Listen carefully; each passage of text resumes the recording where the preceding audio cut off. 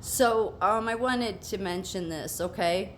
There's a couple of articles about this. It's not just the merging of hospitals into one system has been going on for many years, okay?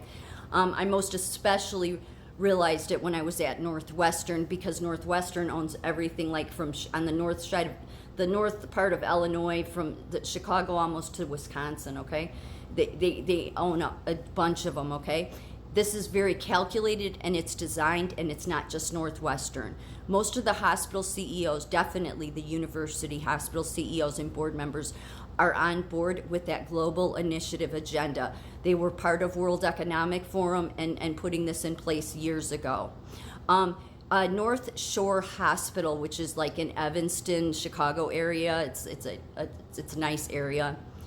The CEO for North Shore Hospital many years ago was under oath, and he was approached by the CEO of Northwestern because CEO of Northwestern wanted to merge with them, but their hospital systems are very close, and so he said, I don't think that the Federal Trade Commission would let us merge, and this was in the paper because he was under oath. This was the CEO of North Shore Hospital, and he said that the hospital CEO for Northwestern, which was the one that was there when I was there, he's gone now, but he told him, I don't think that the Federal Trade Commission will allow us to merge. We're too close together.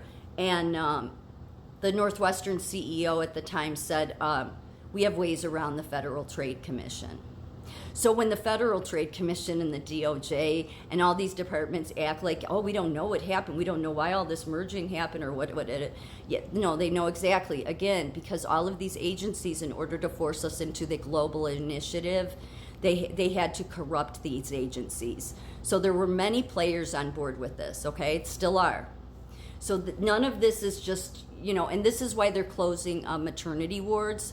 They did this in my county. I live in a rural area. I'll show you an article in a minute of where they're still doing this. They're closing they're finding creative ways of how they can take patients from one and force them into other areas. So like couple years ago, they closed. I have 3 hospitals in my county, except for one that's really on the far end, like on the border of the next county.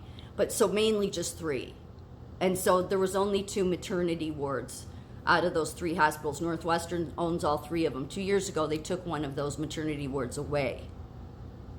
Okay, there was absolutely no reason for this, none, except that it is part of that global initiative. So for a couple of reasons. One is they want to break the healthcare system to force the government to come in and fix it. Because then when they force the government to come in, it'll give National Nurses United what they want, American Nurses Association what they want, American Medical Association what they want, because they're all on board with that globalist agenda that wants to tank the healthcare system, and then it forces the government. They can say, we can't manage it, we can't, everything's a mess. It's so calculated.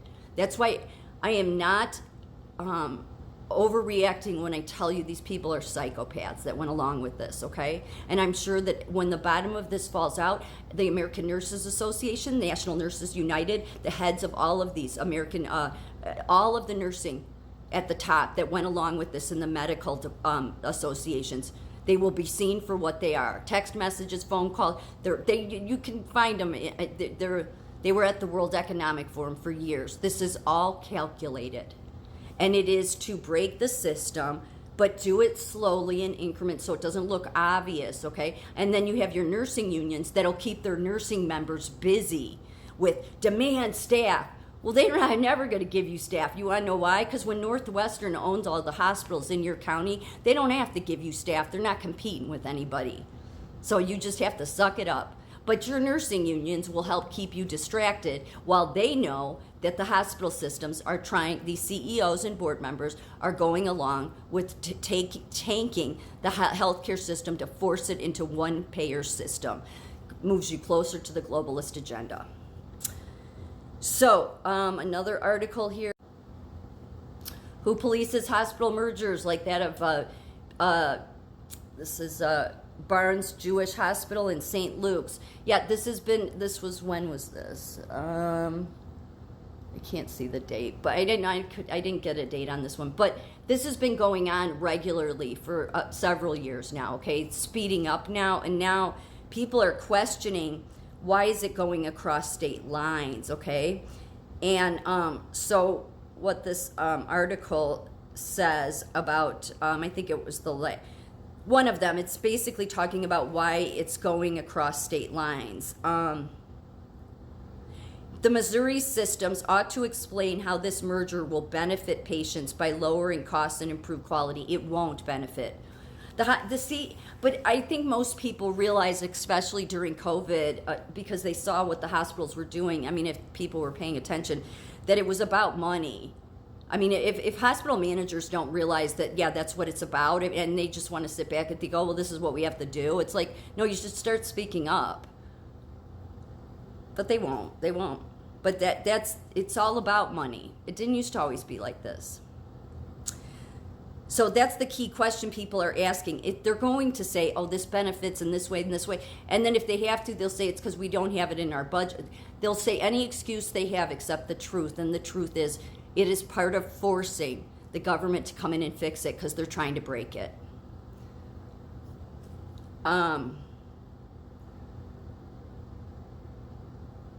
They're doing this all over the place.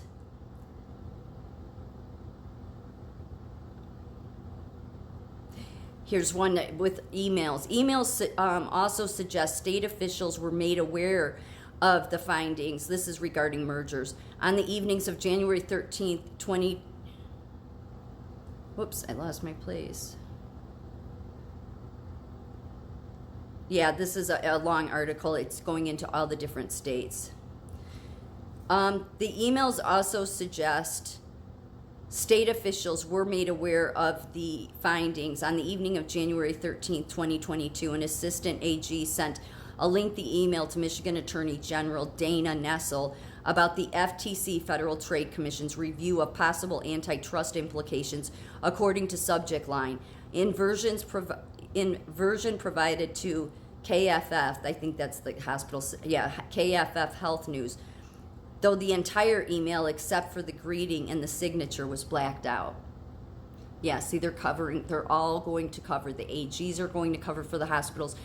The nursing unions, because they know what they're on board with. So I don't think that will work out for them, because it seems like right now that, yeah, the federal, all these agencies have all this control. I have a feeling the rug will be pulled out from them quickly at some point, and when it is, yeah, they will. That's why I've spent so many years now trying to encourage anybody that's willing to listen, that's a nurse. Don't be careful what you go along with here, okay? Because if you're not careful, then you're gonna these CEOs, even managers in some cases, they won't hesitate to throw your ass under the bus.